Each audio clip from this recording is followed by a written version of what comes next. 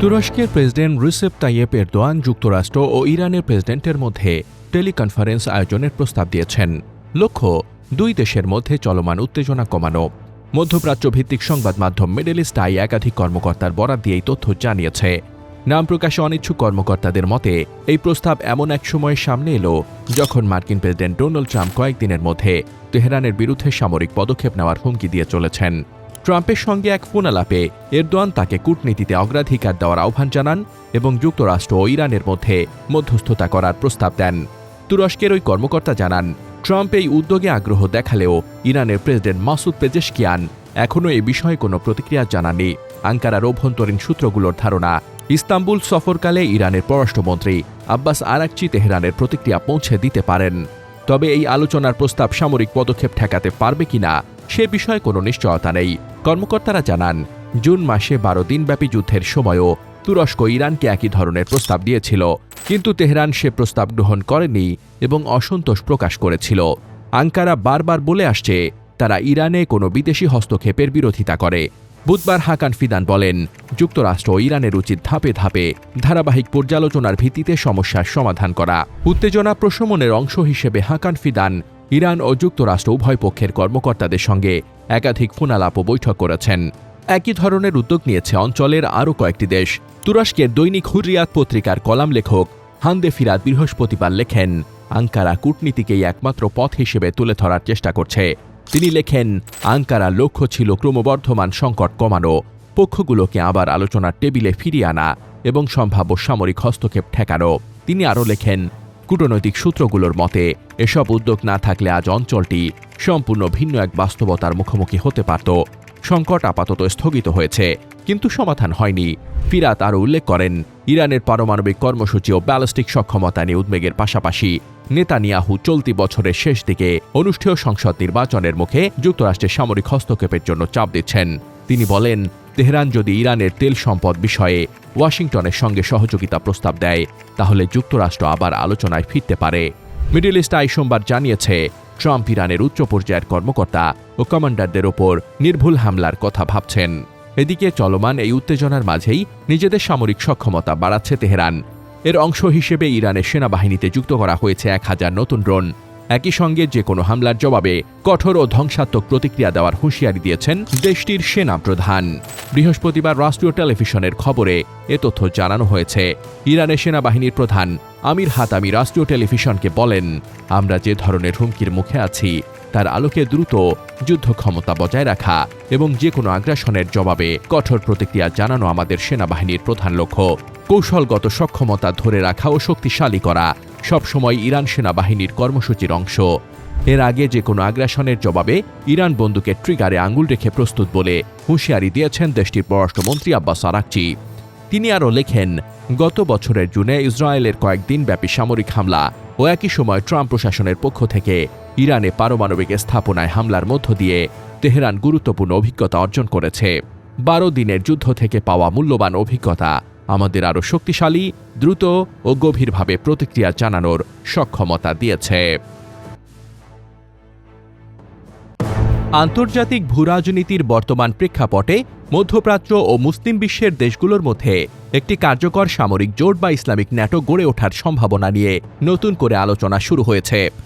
একদিকে যখন পশ্চিমা সামরিক জোট ন্যাটো অভ্যন্তরীণ কোন্দল ও ডোনাল্ড ট্রাম্পের কঠোর নীতির কারণে অস্তিত্ব সংকটের মুখে, তখন অন্যদিকে রিয়াদ, আঙ্কারা ও ইসলামাবাদের মধ্যে ক্রমবর্ধমান প্রতিরক্ষা সহযোগিতা একটি নতুন মেরুকরণের ইঙ্গিত দিচ্ছে। জোট গঠনের পটভূমি ও প্রেক্ষাপট আন্তর্জাতিক সংবাদ মাধ্যমগুলোর প্রতিবেদন ও রাজনৈতিক বিশ্লেষকদের মতে, ইসলামিক ন্যাটোর এই ধারণাটি মূলত সৌদি আরবের নেতৃত্বে গড়ে ওঠা 43 জাতির ইসলামিক মিলিটারি কাউন্টার টেরোরিজম কোয়ালিশনের একটি উন্নত সংস্করণ। গত বছর কাতারে ইসরায়েলি হামলার পর আরব দেশগুলো তাদের নিরাপত্তার জন্য যুক্তরাষ্ট্রের ওপর নির্ভরতা কমাতে শুরু করেছে।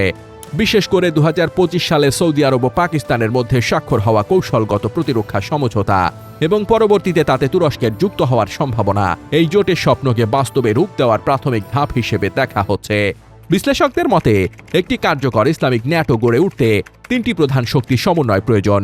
সৌদি আরবের বিশাল অর্থ ভাণ্ডার, যা জোটের রসদ ও আধুনিক অস্ত্রশস্ত্রের যোগান দেবে; পাকিস্তানের পারমাণবিক শক্তি, যা জোটের জন্য একটি শক্তিশালী সামরিক প্রতিরক্ষা বলয় তৈরি করবে; এছাড়া তুরস্কের উন্নত সামরিক প্রযুক্তি ও রণকৌশল, যারা ন্যাটো সদস্য হিসেবে আধুনিক যুদ্ধবিদ্যায় পারদর্শী। লন্ডন ভিত্তিক সংবাদ মাধ্যম মিডল ইস্ট মনিটর এবং মিডল ইস্ট আই এর প্রতিবেদন বলছে, এই জোট গঠনের পথে প্রধান বাধা হিসেবে দেখা দিচ্ছে সদস্য দেশগুলোর মধ্যে পারস্পরিক অনাস্থা ও স্বার্থের ভিন্নতা।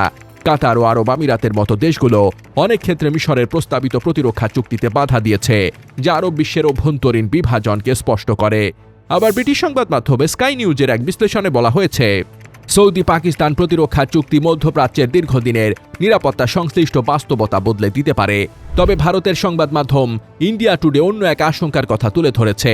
তাদের মতে, সৌদি পাকিস্তান তুরস্ক জোটের বিপরীতে ভারত ইসরায়েল আমিরাত একটি বিকল্প নিরাপত্তা বলয় তৈরি করতে পারে, যা মধ্যপ্রাচ্যে নতুন করে ক্ষমতার দ্বন্দ্ব সৃষ্টি করবে। আবার অনেকে মনে করেন এই জোটটি শেষ পর্যন্ত ইরান বিরোধী একটি জোটে পরিণত হতে পারে, যা আসলে ওয়াশিংটন ও তেল আবিবের স্বার্থ রক্ষা করবে। যদিও ইরান নিজেও তার মিত্রদের নিয়ে একটি পাল্টা প্রতিরোধের অক্ষ বা ন্যাটো সদৃশ ব্যবস্থা গড়ার চেষ্টা করেছিল, কিন্তু সাম্প্রতিক বছরগুলোতে নেতৃত্বের সংকট এবং সামরিক ক্ষয়ক্ষতির কারণে সেই সম্ভাবনা অনেকটাই ক্ষীণ হয়ে পড়েছে। ইসলামিক ন্যাটোর মূলনীতি হবে ন্যাটোর মতোই, কোনো এক সদস্য দেশের উপর হামলা মানে সবার উপর হামলা। কিন্তু বাস্তবে 43টি মুসলিম দেশের মধ্যে রাজনৈতিক ও আদর্শিক ভিন্নতা এতই বেশি যে ইউরোপীয় দেশগুলোর মতো একটি একক কমান্ডের অধীনে আসা অত্যন্ত জটিল। তবে বর্তমান ভূ রাজনৈতিক অস্থিরতা এবং ইসরায়েলে আগ্রাসন যেভাবে বাড়ছে, তাতে অস্তিত্ব রক্ষার প্রয়োজনে সৌদি আরব, তুরস্ক এবং পাকিস্তানের নেতৃত্বে অন্তত একটি মিনি ন্যাটো গড়ে ওঠার সময়ের দাবি হয়ে দাঁড়িয়েছে। অনেক বিশ্লেষক বলছেন, ইসলামিক ন্যাটো গড়ে ওঠার সম্ভাবনা এখন আর কেবল তাত্ত্বিক পর্যায়ে নেই। 2025 ও 2026 সালের শুরুর দিকের ঘটনা বলে ইঙ্গিত দিচ্ছে। একটি আনুষ্ঠানিক ঘোষণা না এলেও লোহিত সাগর থেকে শুরু করে পারস্য উপসাগর পর্যন্ত এক নতুন প্রতিরক্ষা বলয় গড়ে তোলার প্রক্রিয়া পর্দার আড়ালে চলমান। মধ্যপ্রাচ্যে যুক্তরাষ্ট্রের সামরিক শক্তি বাড়ানো নিয়ে যখন বিশ্বজুড়ে জল্পনা তুঙ্গে, তখন আশ্চর্যজনকভাবে নীরব ইসরায়েল। ইরানের সাম্প্রতিক সরকার বিরোধী বিক্ষোভের প্রতি সমর্থন জানানো ছাড়া দেশটির প্রধানমন্ত্রী বেনিয়ামিন নেতানিয়াহু প্রকাশ্যে খুব কমই কথা বলেছেন। নীরব থেকেছে তার সরকারও। বিশ্লেষকদের মতে এই নীরবতাই আসলে ইসরায়েলের কৌশল। বিবিসিকে ইসরায়েলের প্রতিরক্ষা গোয়েন্দা সংস্থায় 25 বছর কাজ করা ড্যানি সিত্রিনোভিস বলেন, উপসাগরীয় অঞ্চলে যুক্তরাষ্ট্রের বিপুল সামরিক উপস্থিতি এবং ডোনাল্ড ট্রাম্পের ইরানের বিরুদ্ধে সামরিক পদক্ষেপ নেওয়ার আশঙ্কা নেতানিয়াহুর কাছে একটি সুবর্ণ সুযোগ। তার মতে, নেতানিয়াহু এই মুহূর্ত কোনোভাবেই হাতছাড়া করতে চান না। ইসরায়েলের সাবেক সিগন্যাল গোয়েন্দা কর্মকর্তা আসাফ কোহেন বলেন, ইসরায়েল চায় এবার যুক্তরাষ্ট্রই নেতৃত্ব দিক। তার কথায়, যুক্তরাষ্ট্র শক্তিশালী, সামরিক সক্ষমতা বেশি এবং আন্তর্জাতিক পরিসরে তাদের গ্রহণযোগ্যতাও অনেক বেশি, তাই ইসরায়েল ইচ্ছা করেই নীরব রয়েছে। তবে ইসরায়েলের নীরবতার অর্থই নয় যে যুক্তরাষ্ট্রের সঙ্গে তাদের যোগাযোগ নেই। চলতি সপ্তাহে ইসরায়েলের সামরিক গোয়েন্দা প্রধান শ্লোমি বাইন্ডার ওয়াশিংটনে যুক্তরাষ্ট্রের গোয়েন্দা সংস্থাগুলোর সঙ্গে বৈঠক করেছেন। ইসরায়েলি গণমাধ্যমের খবর অনুযায়ী বৈঠকে ইরানের সম্ভাব্য সামরিক লক্ষ্যবস্তু নিয়ে আলোচনা হয়েছে। ড্যানি সিত্রিনোভিচের দাবি, নেতানিয়াহু গোপনে যুক্তরাষ্ট্রকে ইরানের সরকার পরিবর্তনমূলক বড় ধরনের হামলার দিকে ঠেলে দিচ্ছেন। তার মতে, মাসের শুরুতে নেতানিয়াহু যখন ট্রাম্পকে সামরিক পদক্ষেপে সংযত থাকতে বলেন, তখন আসলে তার আপত্তি ছিল প্রস্তাবিত হামলাটি খুবই সীমিত। যুক্তরাষ্ট্রের প্রেসিডেন্ট ডোনাল্ড ট্রাম্প বর্তমানে ইরানের বিরুদ্ধে সীমিত প্রতীকী হামলা থেকে শুরু করে পূর্ণমাত্রা সরকার পরিবর্তন সব ধরনের বিকল্প বিবেচনা করেছেন বলে জানা গেছে। যদিও যুক্তরাষ্ট্রের অনেক মিত্রদের সতর্ক করে বলছে, ইরানের সরকার উৎখাতের চেষ্টা পুরো অঞ্চলকে অস্থিতিশীল করে তুলতে পারে, তবে ইসরায়েলের ভেতরে অনেকে এটিকে নিরাপত্তার জন্য ইতিবাচক সুযোগ হিসেবে দেখছেন। ইসরায়েলের ধারণা, তেহরানের সরকার পরিবর্তন হলে ইরানের ব্যালিস্টিক ক্ষেপণাস্ত্রের হুমকি এবং ভবিষ্যতে পারমাণবিক অস্ত্র অর্জনের আশঙ্কা অনেকটাই কমে যাবে। একই সঙ্গে হিজবুল্লাহ সহ ইরান সমর্থিত আঞ্চলিক মিলিশিয়াগুলোর শক্তিও দুর্বল হবে। ইসরায়েলের আলমা গবেষণা ইনস্টিটিউটের মতে, শুধু লেবানন সীমান্তেই হিজবুল্লাহর হাতে এখনও প্রায় 25,000 ক্ষেপণাস্ত্র ও রকেট রয়েছে। ইসরায়েলের কিছু আইন প্রণেতা মনে করেন, সীমিত হামলা বা নতুন কোনো চুক্তি উল্টো ঝুঁকি বাড়াতে পারে, কারণ তাতে বর্তমান ইরানি সরকার টিকে যাবে। বিরোধী দল ইয়েশ আতিদের সংসদ সদস্য মোশে তুর 5 বলেন, পূর্ণমাত্রার অশুভ শক্তির মোকাবেলা কখনো সীমিতভাবে করা যায় না। গত বছর 12 দিনের যুদ্ধে ইসরায়েল ও যুক্তরাষ্ট্র ইরানের পারমাণবিক ও ক্ষেপণাস্ত্র স্থাপনায় হামলা চালালে পাল্টা প্রতিক্রিয়ায় ইরান শত শত ব্যালিস্টিক ক্ষেপণাস্ত্র ছোড়ে। এর কিছু ইসরায়েলের আকাশ প্রতিরক্ষা ব্যবস্থা এড়িয়ে তেল আবিবের আবাসিক এলাকায় আঘাত হানে। এতে অন্তত 28 জন নিহত হন। বিশ্লেষকদের মতে, সেই সংঘর্ষ থেকে ইরান শিক্ষা নিয়েছে এবং কৌশল বদলেছে। বর্তমানে তারা আবার ক্ষেপণাস্ত্রে মজুদ গড়ে তুলছে।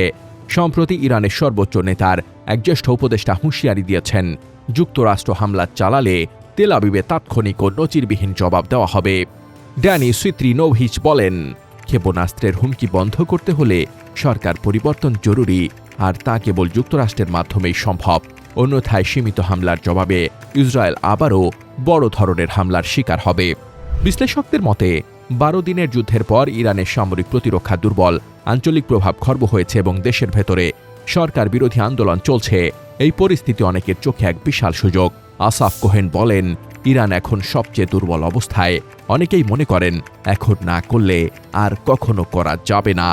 তবে ঝুঁকিও কম নয়। ইরানের সর্বোচ্চ নেতা আয়াতুল্লাহ আলী খামেনির চারপাশে সামরিক ও ধর্মীয় জোটে বড় কোনো ফাটল নেই। বিরোধী আন্দোলনও বিভক্ত। সরকার পতন হলে কে ক্ষমতায় আসবে তা অনিশ্চিত। গৃহযুদ্ধের আশঙ্কা শুধু ইরানের জন্য নয়, পুরো অঞ্চলের জন্যই ভয়াবহ হতে পারে। ইসরায়েলের প্রধানমন্ত্রী হিসেবে নেতানিয়াহু এবছর নির্বাচনের মুখে রয়েছেন। হামাসের হামলার পর নিরাপত্তার প্রতীক হিসেবে নিজের ভাবমূর্তি ফেরাতে তিনি মরিয়া।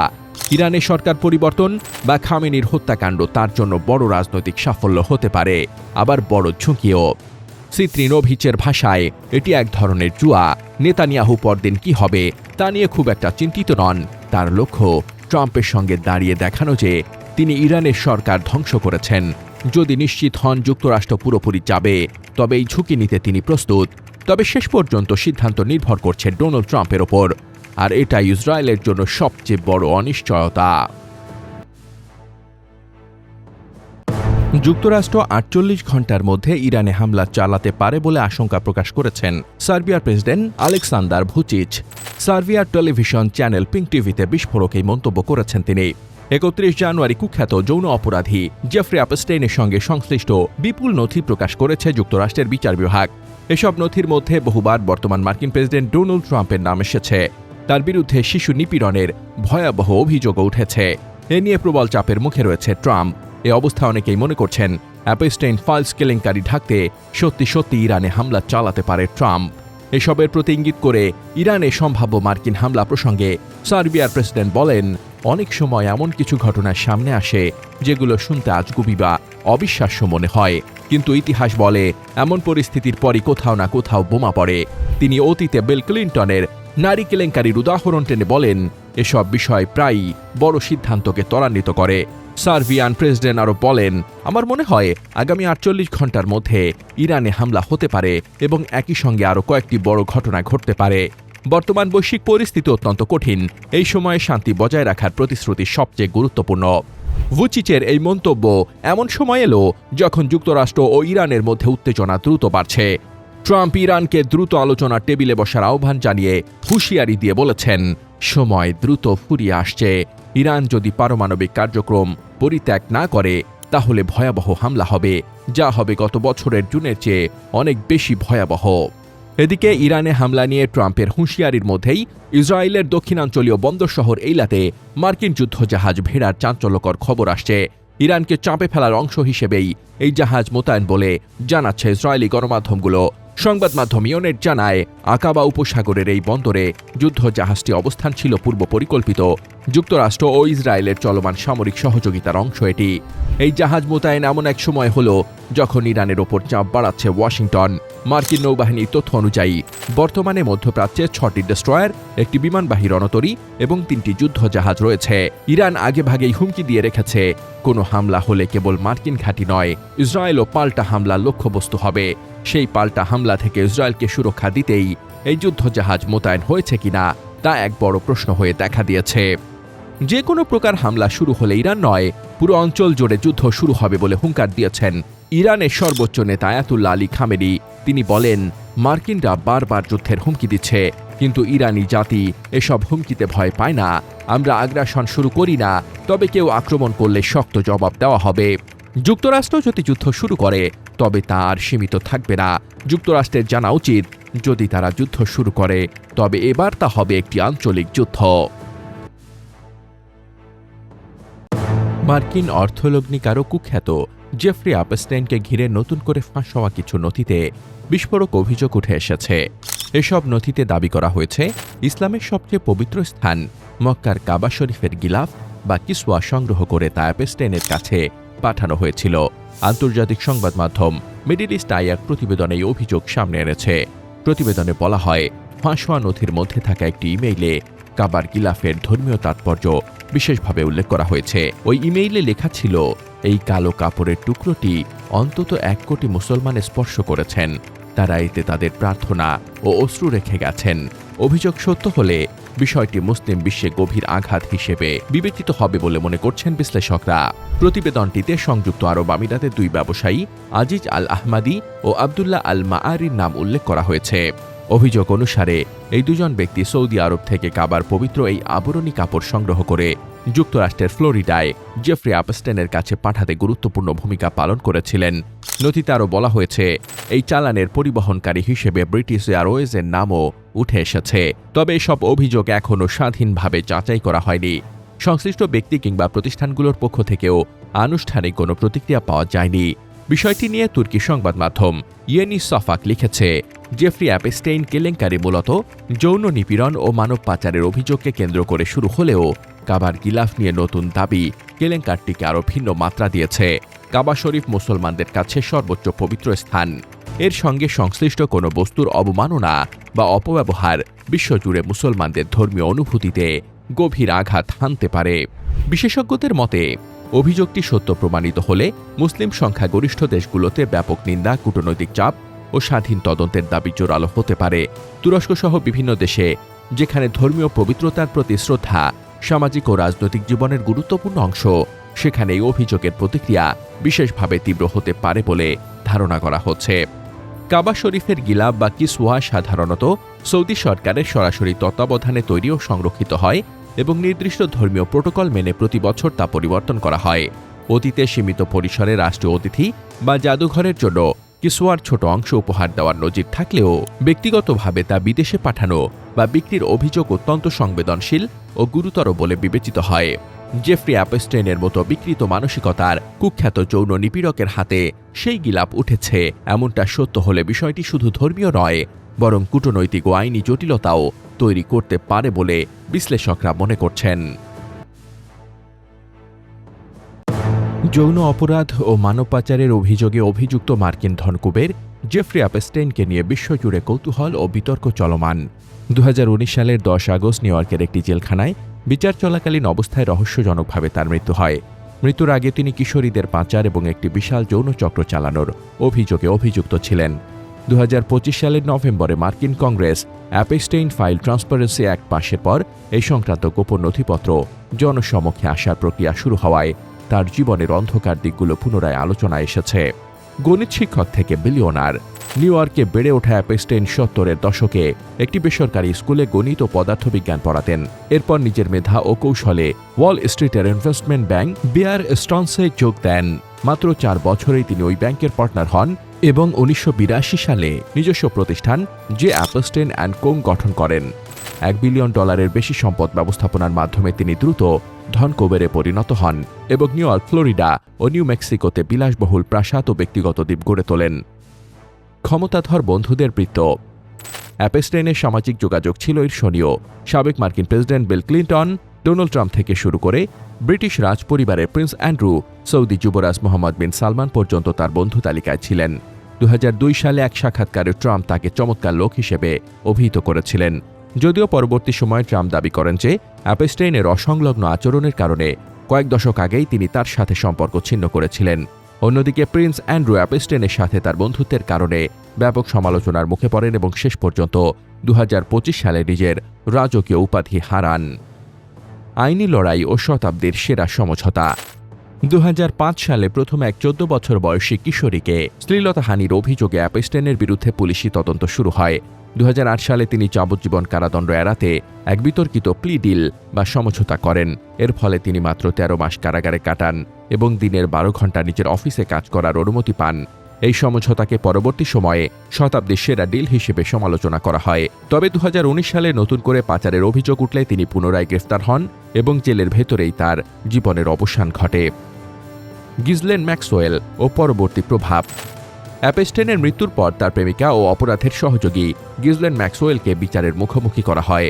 অভিযোগ ছিল কম বয়সীদের যৌনকর্মে বাধ্য করতে তিনি অ্যাপস্টাইনকে সহযোগিতা করতেন। তিনি প্রলোভন দেখিয়ে কম বয়সী মেয়েদের যৌনকর্মের জন্য প্রস্তুত করে তুলতেন। 2021 সালে কিশোরীদের পাচার ও প্ররোচিত করার অভিযোগে তাকে 20 বছরের কারাদণ্ড দেওয়া হয়।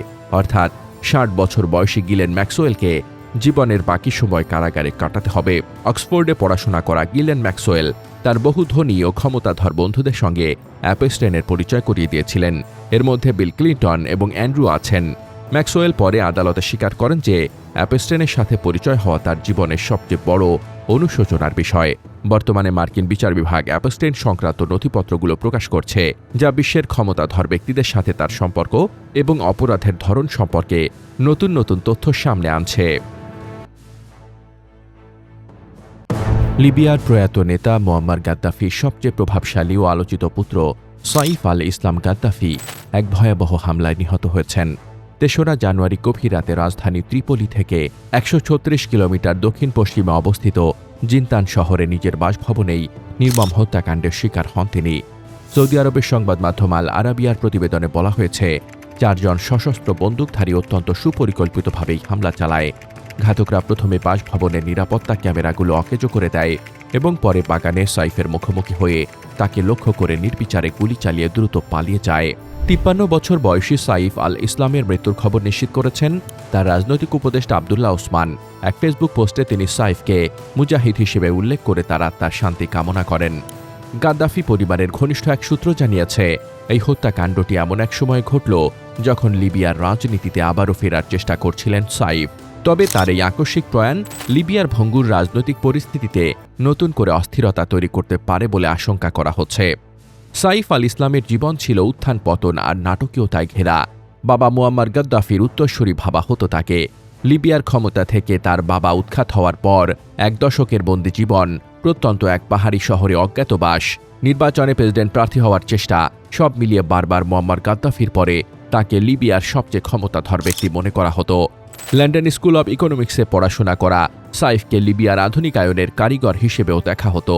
পশ্চিমা বিশ্বের কাছে তিনি ছিলেন লিবিয়ার এক গ্রহণযোগ্য ও মার্জিত মুখ। বাবা গাদ্দাফির ক্ষমতায় থাকাকালে সাইফ আল ইসলাম লিবিয়ার রাষ্ট্রীয় নীতি নির্ধারণে ভূমিকা রাখতেন। গুরুত্বপূর্ণ কূটনৈতিক আলোচনা তার নেতৃত্বে পরিচালিত হতো। লিবিয়াকে বিশ্ব থেকে একঘরে অবস্থা থেকে মুক্ত করতে সংকল্পবদ্ধ সাইফ আল ইসলাম পশ্চিমাদের সঙ্গে যোগাযোগ বৃদ্ধি করেছিলেন। তিনি নিজেকে একজন সংস্কারক হিসেবে তুলে ধরার চেষ্টা করতেন। সংবিধান প্রণয়ন ও মানবাধিকারের প্রতি শ্রদ্ধাশীল হতে অন্যদের প্রতি আহ্বান জানাতেন। 2011 সালে বাবার শাসনের বিরুদ্ধে বিদ্রোহ শুরু হলে তিনি কঠোর অবস্থান নেন। বিদ্রোহীদের তিনি ইঁদুর বলে সম্বোধন করেন এবং তাদের দমনে কঠোর অভিযানের অন্যতম মূল পরিকল্পনাকারী হয়ে ওঠেন। বিদ্রোহের সময় বার্তা সংস্থা রয়টার্সকে দেওয়া এক সাক্ষাৎকারে তিনি বলেছিলেন, আমরা লিবিয়াতেই লড়াই করব, লিবিয়াতেই মরব। তাই করেছেন তিনি। লিবিয়া ছেড়ে যাননি। পরবর্তী সময় বিদ্রোহীরা ত্রিপোলি দখল করার পর তিনি ছদ্মবেশে মরুভূমি পাড়ি দেওয়ার সময় জিনতান অঞ্চলে বন্দী হন। পরবর্তী 1 দশকের বন্দী জীবন ও অজ্ঞাতবাস শেষে 2021 সালে তিনি প্রেসিডেন্ট নির্বাচনে প্রার্থী হিসেবে আত্মপ্রকাশ করে বিশ্বজুড়ে আলোচনার জন্ম দিয়েছিলেন। 2021 সালে নির্বাচনে তার প্রার্থিতা নিয়ে লিবিয়ার অভ্যন্তরীণ রাজনীতিতে তীব্র মেরুকরণ তৈরি হয়েছিল। একদিকে তার বাবার আমলের সমর্থকরা তার মধ্যে স্থিতিশীলতার আশা দেখছিলেন, অন্যদিকে বিদ্রোহী গোষ্ঠীগুলো তার ঘোর বিরোধিতা করে। তার ওপর 2015 সালে যুদ্ধাপরাধের দায়ে দেওয়া মৃত্যুদণ্ডের আদেশ থাকায় আইনি জটিলতায় তার নির্বাচন প্রক্রিয়া স্থবির হয়ে পড়েছিল। দীর্ঘ প্রতীক্ষার পর লিবিয়ার ক্ষমতা কাঠামোয় তার প্রত্যাবর্তনের যে সম্ভাবনা তৈরি হয়েছিল, এই গুপ্ত হত্যার মধ্য দিয়ে তার চূড়ান্ত অবসান ঘটল। গিলেন ম্যাক্সওয়েল নামটি জড়িয়ে আছে কুখ্যাত অ্যাপস্টাইন ফাইলসের মূল চরিত্র জেফ্রি অ্যাপস্টাইনের সঙ্গে। তিনি শুধু অ্যাপস্টাইনের সকল কুকর্মের সহযোগী ছিলেন না, বরং অ্যাপস্টাইন নেটওয়ার্কের অন্যতম প্রধান চরিত্র তিনি। ধনী ও প্রভাবশালী সমাজের পরিচিত মুখ ছিলেন ভয়ঙ্কর এই নারী। একজন নারী হয়ে কিভাবে বিশ্বের এত এত কন্যা, শিশু আর কিশোরীর সঙ্গে এমন নৃশংসতার মূল চরিত্র হয়ে উঠলেন, সেটি এক বিস্ময় হয়ে দেখা দিয়েছে। গিলেনের জীবনের অন্ধকার অধ্যায় জুড়ে আছে শিশু পাচার, যৌন নির্যাতন ও জঘন্যতম অপরাধ জগৎ। তার বিরুদ্ধে এক ভিকটিমের মামলার সূত্র ধরে অ্যাপস্টাইনকে ধরা হয়। গিলেন ম্যাক্সওয়েল জন্মেছিলেন 1961 সালে ফ্রান্সে এক চেক ব্রিটিশ পরিবারে। গিলেনের বাবা রবার্ট ম্যাক্সওয়েল ছিলেন ব্রিটিশ মিডিয়া মোগল। তবে তিনি শুধু ব্যবসায়ী ছিলেন না, অনেক সংবাদ সূত্র অনুসারে তিনি ইসরায়েলের গোয়েন্দা সংস্থা মোসাদের সঙ্গেও সম্পর্কিত ছিলেন। বাবা সুবাদেই গিলেন জড়িয়ে যান ক্ষমতা, অর্থ সম্পদ ও রাজনৈতিক প্রভাবের দুনিয়ায়। গিলেনের বাবা রবার্টের মৃত্যু ছিল রহস্যময়। 1991 সালে তিনি ক্যানারি দ্বীপপুঞ্জের কাছে নিজের ইয়ট থেকে পড়ে মারা যান। সরকারি রিপোর্ট এটিকে দুর্ঘটনা বললেও অনেকেই মনে করেন এটি স্বাভাবিক মৃত্যু নয়। গিলেন ছিলেন উচ্চশিক্ষিত। তিনি অক্সফোর্ড বিশ্ববিদ্যালয়ে পড়াশোনা করেছেন। ধনী এবং প্রভাবশালী পরিবারের সন্তান হওয়ায় তিনি বিশ্বের অভিজাত মহলে সহজেই প্রবেশাধিকার পান। 90-এর দশকে গিলেনের পরিচয় হয় জেফ্রি অ্যাপস্টেইনের সঙ্গে। অ্যাপস্টেইন ততদিনে ধনকুবের।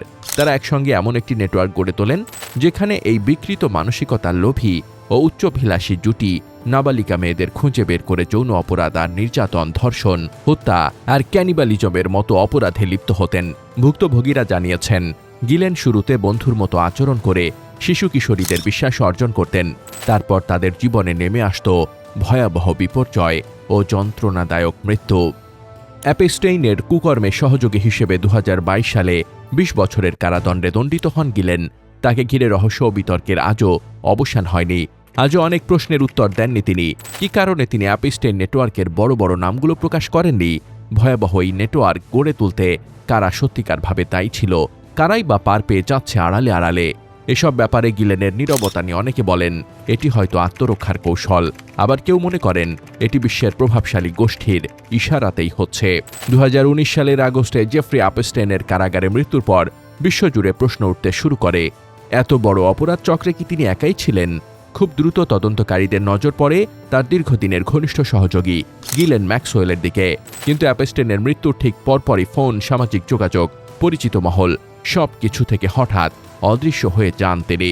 তার এই আত্মগোপনই তদন্তকারীদের সন্দেহ আরও বাড়িয়ে তোলে। মার্কিন ফেডারেল প্রসিকিউটররা তখন তার বিরুদ্ধে কন্যা শিশু পাচার ও যৌন নির্যাতনে সহায়তার অভিযোগ প্রস্তুত করছিলেন।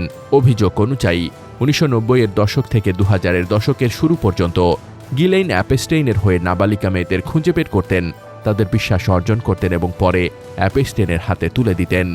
2019 থেকে 2020 এই সময়টুকুতে গিলেন কার্যত পলাতক জীবন কাটান।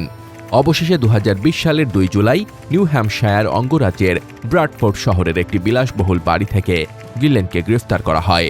সে সময় তিনি পালানোর চেষ্টা করেননি, প্রতিরোধও দেখাননি। তদন্তকারীদের ভাষায় তিনি জানতেন ধরা পড়া এখন শুধু সময়ের ব্যাপার। হয়তো কারাগারেই জীবন অবসান হবে বর্তমানে 60 বছর বয়সী ভয়ঙ্কর নারী গিলেন ম্যাক্সওয়েলের। তার জীবন যেন এক প্রাচীর থ্রিলার গল্প, যেখানে পদে পদে ধন সম্পদ, প্রভাব, প্রতিপত্তি, বিপদ ও অন্ধকার জগৎ মিলে মিশে আছে। News desk, দুতিয়াল।